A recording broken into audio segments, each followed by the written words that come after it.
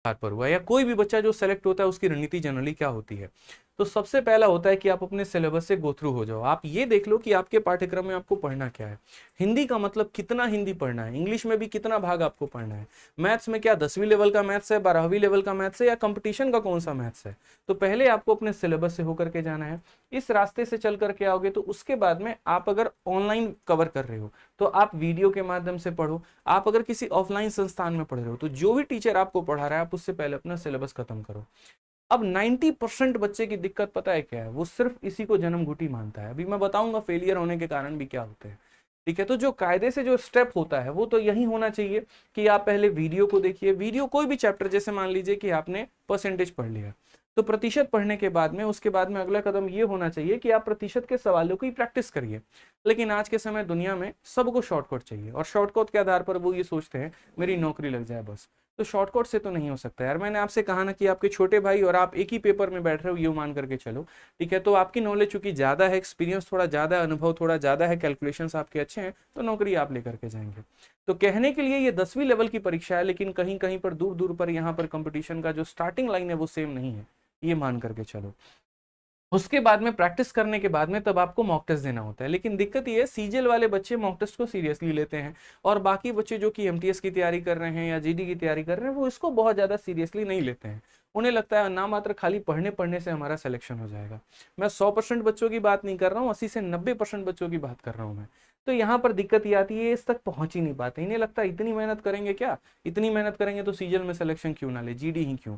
बात सीजीएल, बात जीडी की नहीं है, बात एक प्रतिष्ठित सरकारी नौकरी की है। जीडी भी कोई हलवा नहीं है जितना आप हलवा समझते हैं। अगर आप इतना ही हलवा मानते हैं तो एक काम करिए, इस पेपर में बैठ करके देखिए, आपको आपका जो अंदाजा है वो पता चल जाएगा कि आपका सिलेक्शन होना है कि नहीं होना है। जो बच्चा 160 नंबर में 140 नंबर ला रहा है, या 153 अगर एसएसएफ की कट ऑफ गई है, तो 153 लाने वाले बच्चे की आप मानसिकता को समझिए कि वो कितना नंबर लेकर के आया, कितनी मेहनत उसने की होगी तब जाकर के स्कोर लाया होगा। तो जिनको अपने ऊपर में थोड़ा गुमान होगा, कुछ मत करना, एक मॉक टेस्ट दे करके देख लेना, आपको आपके लेवल का अंदाजा पता चल जाएगा, और उसी से आपको पता चल जाएगा कि किस पोस्ट के आप लायक हैं और कहां पर आपका सिलेक्शन होगा। तो कंपटीशन यहाँ भी आसान नहीं है जितना इसको माना जाता है। मतलब ऐसा लगता है अरे जीडी का पेपर है, हलवा है, कोई नौकरी थोड़ी है, इसको इज्जत ही नहीं लोग देते, बहुत ज्यादा मानसिकता है, स्पेशली वो जो सीजीएल की तैयारी कर रहे हैं। बट मैं एक छोटी सी बात कहूंगा, चाहे एमटीएस का पेपर हो या इसका पेपर हो, भाई साहब हर किसी की अपनी पोस्ट की एक गरिमा है, हर किसी की अपनी इज्जत है, हर किसी में अपना एक लेवल का कंपटीशन है। और जब एसएससी ने इसको बनाया ना, तो इसीलिए इसको अलग अलग सेट किया कि 10th लेवल पे तुम जीडी और एमटीएस दे पाओगे, 12th लेवल पे आप सीएचएसएल देना, ग्रेजुएशन लेवल पे आप इंस्पेक्टर लेवल की पोस्ट देना। ठीक है, अब यहां पर आता है कि देखो क्या क्या कारण होते हैं जिससे बच्चे फेल करते हैं। अक्सर मैंने देखा है, बट मैंने कहा यार कभी वक्त रहा तो जरूर बताएंगे। ठीक है, लेकिन आज मैं आपके सामने सारी बातें प्रत्यक्ष रूप से रखता हूं कि क्या दिक्कतें आती हैं। ठीक है, सबसे पहली दिक्कत यहां पर ये आती है कि चूंकि ये बच्चे अभी नए नए पढ़ करके आए होते हैं, तो इनको बहुत ज्यादा आइडिया होता नहीं है। एक तरीके से यूं कह लीजिए, इस कंपटीशन की दुनिया में पूरे ये बच्चे जो हैं वो एकदम नए हैं। ठीक है, इनको अभी पता नहीं मैथ्स में ज्यादा क्या पूछा गया, इंग्लिश में ज्यादा क्या पूछा गया, रीजनिंग का सिलेबस क्या है क्या नहीं है। तो यहाँ पर जैसे इन्होंने 10th में सीखा, 10th में क्या सीखा या 9th क्लास में क्या सीखा कि मास्टर साहब आते थे, पढ़ाते थे, और एनसीईआरटी की किताब होती थी, पढ़ करके जाते थे, हम लोग पेपर दे देते थे। ये भी लगभग कुछ वैसा होगा, जबकि ऐसा बिल्कुल भी नहीं है। ठीक है, ऐसा यहाँ पर कहानी क्या है सर, इसमें क्या होता है कि सिर्फ अगर आप सिलेबस को कवर करते हैं और अगर आप प्रैक्टिस नहीं करते हैं, तो यकीन मानिए मेरे भाई दूर दूर तक आपका सिलेक्शन नहीं होगा। और काफी एक ऐसा भारत का वर्ग है, लगभग 80% के करीब में, ठीक है, जो सिर्फ और सिर्फ वीडियो के भरोसे रहता है, मैराथन्स के भरोसे रहता है। मेरी खुद की क्लास में इतने सारे कमेंट आते, सर मैराथन लेकर के आइए, सर बैच लेकर के आइए, सर वीडियो बस देखना है। उन्हें ऐसा लगता है कि परसेंटेज की वीडियो देख ली तो इसका मतलब अथाह ज्ञान हो गया। ये बिल्कुल गलत फहमी में है। आप किसी भी सब्जेक्ट की अगर आप पढ़ाई कर रहे हैं, तो आप अगर पढ़ाई कर रहे हैं तो साथ के साथ आप उसकी प्रैक्टिस भी करिए। आपको करना पड़ेगा प्रैक्टिस अगर आप इस नौकरी को चाहते हैं तो। अगर आप मैथ्स पढ़ रहे हैं तो आप मैथ्स की प्रीवियस ईयर के क्वेश्चंस लगाइए, आप इंग्लिश पढ़ रहे हैं तो उसकी क्वेश्चंस लगाइए, क्योंकि जब तक नाउन पढ़ने के बाद में आप नाउन के सवाल नहीं लगाओगे, आप कैलेंडर पढ़ने के बाद में कैलेंडर के सवाल नहीं लगाओगे, तो वीडियो से तो अब देखो कैलकुलेशन की वीडियो होती है, कितने सारे ट्रिक्स अवेलेबल है इंटरनेट पे, लेकिन उसमें से आपको पेपर के समय कितना याद आता है, कितनी सारी चीजें आप यहाँ पर अप्लाई कर पाते हो। ठीक है, क्यों ऐसा होता है कि आपके मॉक में मार्क्स नहीं बढ़ते हैं? तो यही कारण है, क्योंकि प्रैक्टिस की कमी आपके अंदर में होती है। आप थोड़ा उससे दूर भागना पसंद करते हैं। वीडियो इंटरेस्टिंग लगता है, मजा आता है, तो आप उसको देख तो लेते हैं, लेकिन जब बात प्रैक्टिस की आती है, खुद की कलम चलाने की आती है, वो थोड़ा कष्टदायक आपको लगता है, और ये नुकसान बहुत गंदा मार जाता है आपके पेपर में। तो ये गलती होती है जिसको आप ना करें। ठीक है। दूसरा, मॉक टेस्ट का बहुत ज्यादा वास्ता बच्चों का होता नहीं है। आप एक बात देखिएगा खुद में, 10वीं की परीक्षा जब आप दे रहे थे, आप में से कितने बच्चे ऐसे होते जो सैंपल पेपर लगा के जाते थे? बहुत कम। लेकिन जो लगा करके जाते थे उनका कॉन्फिडेंस और बाकी लोगों का कॉन्फिडेंस में जमीन आसमान का फर्क होता है। सेम उसी आधार पर मैं यहां भी बोलूंगा कि आपको साथ के साथ मॉक टेस्ट देते रहना चाहिए। जब आपका सिलेबस 50 से 60% हो जाता है, तब आप यहां पर क्या करो, सेक्शनल पेपर देना शुरू कर दो। ठीक है, चाहे मैथ्स का मॉक टेस्ट हो गया, रीजनिंग का अलग हो गया, ये हो गया।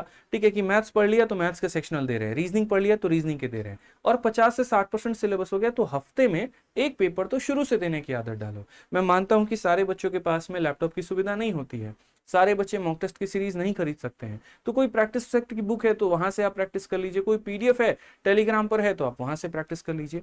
तो इस बात का आप यहां पर ध्यान रखिए। तीसरा, काफी ऐसे बच्चे हैं, चैप्टर का तो अंदाजा है, ट्रिक्स के तो पते हैं, लेकिन प्रीवियस ईयर अभी भी उनके टिप्स पर नहीं है।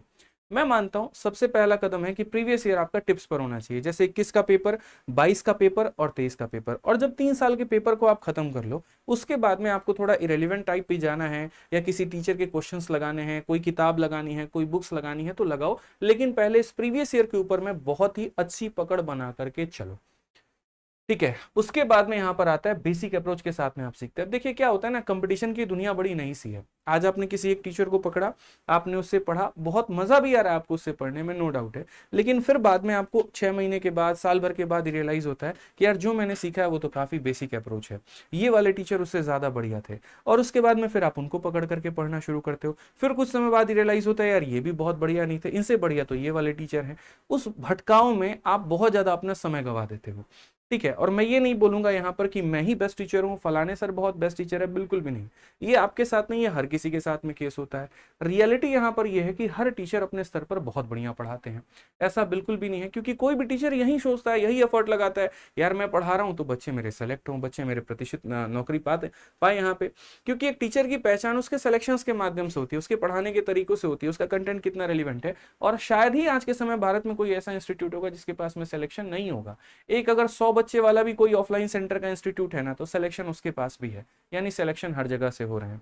तो इसमें अकेला एक टीचर का फैक्टर नहीं होता है, एक टीचर और एक स्टूडेंट दोनों की जब मेहनत जुड़ती है तो वहां पर वो आपको वर्दी पहना करके जाती है।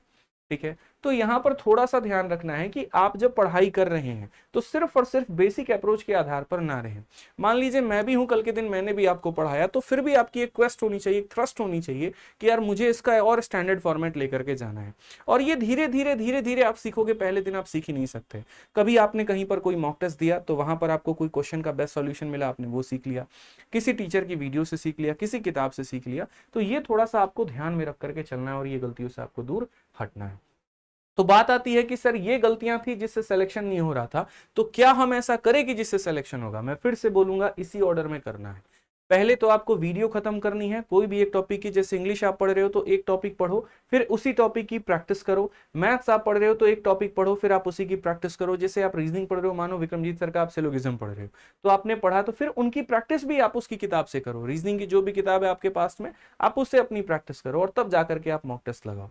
ठीक है, अब फिर यहाँ पर बच्चा आता है कि सर ठीक है, ये आपने बता दिया कि ये करना है, लेकिन हम करें तो कहाँ से करें? देखिए, इसके बारे में मैं बिल्कुल भी नहीं बताऊंगा आपको कि आपको कहाँ